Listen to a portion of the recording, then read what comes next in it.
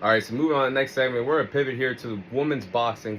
In the next segment, I'll be sharing my fight summary on the fight that took place last night in the sport of boxing between Mikaela Mayer and Sandy Ryan. So on ESPN Top Rank last night, we saw Mikaela Mayer successfully retain her WBO welterweight title against Sandy Ryan, winning the fight by unanimous decision. And the rematch lived up to its own hype and their own expectations last night in women's boxing. So I'll be sharing my thoughts on the rematch. Now, Mikaela Mayer, she looked really good in this rematch, and I will say that in terms of boxing, this rematch was arguably better than the first fight that took place in September. But Mikaela Mayer, she controlled the fight. She did really good in that boxing ring last night. Controlled the fight with a jab. Controlled the pace of the fight, forcing Sandy Ryan to box off her back foot, with Mikaela Mayer bringing the fight to Sandy Ryan, coming forward for majority of the fight. But Mikaela Mayer just outboxed Sandy Ryan. I mean, she landed several combinations fighting on the inside. She hurt Sandy Ryan several times to the body. Heard her landing the hooks where it was landing to the jaw, to the temple. Mikaela Mayer looked really good in that ring against Sandy Ryan. Sandy Ryan looked pretty good as well, but her problem was she wasn't being as aggressive, or she wasn't taking that many chances until the later championship rounds of round 8 through 10. Sandy Ryan was more aggressive, bringing the fight to Mikaela Mayer, but in the end, it wasn't enough to wow the judges or make the judges believe that Sandy Ryan won the fight. Therefore, Mikaela Mayer is still your WBO welterweight champion in women's boxing, and she did get the unanimous decision victory, something that she probably personally wanted if she wasn't getting the knockout, because the first fight was very controversial, and some people out there believe that Sandy Ryan won the first fight. So Mikaela Mayer walks away with the bragging rights, walks away with that beautiful pink WBO welterweight title in women's boxing. And Mikaela Mayer now moves on to what's next for her. But before I get into that, I'll go in more detail about this fight. Now, something that I thought was wrong with Sandy Ryan was her game plan. If you look at the first fight with her and Mikaela Mayer that took place in September, Sandy Ryan was way more aggressive in the first fight. And what I mean by that was Sandy Ryan was actually bringing the fight to Mikaela Mayer. She was walking down Mikaela Mayer, making Mikaela Mayer box off her back foot. This time, I don't know why the game plan was for her to box off the back foot. I don't know why she wasn't coming forward more in the fight. I don't know why the game plan changed, because in the end it backfired. And in terms of excitement, I think it's debatable that this fight was better than the first fight. But in terms of being competitive for Sandy Ryan's standpoint, she did better than the first fight than she did in this rematch, because in the first fight, it was a split decision victory that Mikaela Mayer walked away with when the fight took place on Top Rank in New York. But this time around, I think everybody knew that Mikaela Mayer won the fight because she did much more. She was more aggressive. She was doing more, and she was landing the cleaner punches. So for Sandy Ryan's standpoint, this is a letdown in terms of trying to get her title back. She didn't do enough last night, and I think the game plan was one of the reasons why. Now, I will say, throughout the fight as well, Sandy Ryan sat still not sat still in the pocket, but when the punches were being thrown, she wasn't really dishing anything to make Mikaela Mayer respect her. For Mikaela Mayer not to bring the fight to the inside, fight in the pocket, fight throwing everything at the kitchen sink at you, Mikaela Mayer was just having a whirl. And I didn't see her doing a good job counterpunching throughout rounds. I would say rounds 5 through 6, she really had a hard time. That's when Mikaela Mayer was really rolling in the fight, in my opinion.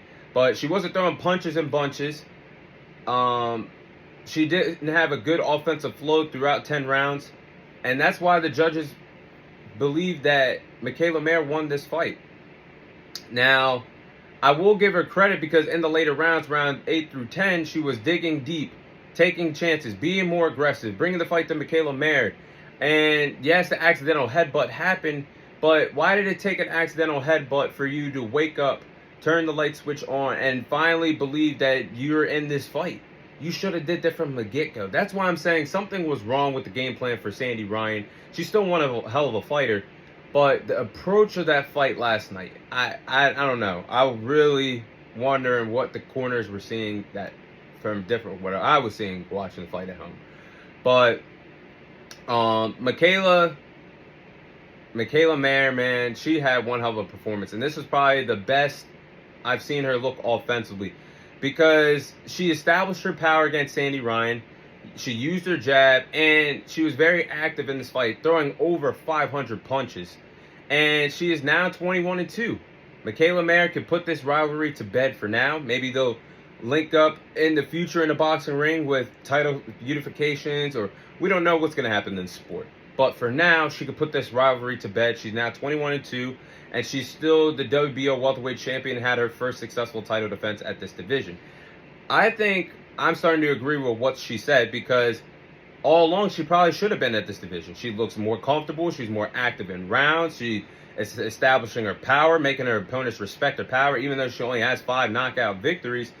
This division she looks very comfortable at, and that performance last night, I will put that in the conversation for one of her best fights in her boxing career thus far. So what's next for Mikaela Mayer? Now, there's 2 options for her, but I think there's plenty of options, but I think there's 2 options for her moving forward for the remainder of 2025.